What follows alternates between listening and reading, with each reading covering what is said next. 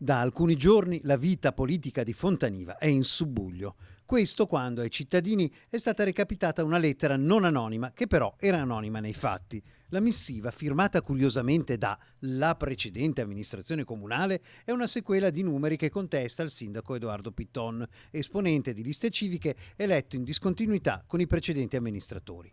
Insomma, tutta una serie di dati che sostiene di avere lasciato il comune del tutto in salute e con le casse piene e nessun debito. Il sindaco si è allora presentato in un'assemblea pubblica sventolando un modulo per chiedere la paternità della lettera, ma nessuno si è fatto sotto. Il contenuto era un contenuto creato ad arte per creare confusione, per creare un disturbo in vista dell'incontro di venerdì, creare confusione nella gente perché materia di bilancio è una materia estremamente tecnica. Nella lettera, chi ha avuto modo di leggerla, vengono confusi deficit, debiti, vengono confuse le perdite. I termini utilizzati sono talmente generici e vaghi che non rappresentano, a mio avviso, un inquadramento della situazione chiaro. Noi proseguiamo come prima, siamo fiduciosi che i cittadini capiscano il contenuto della lettera, ma anche la bontà della nostra proposta amministrativa.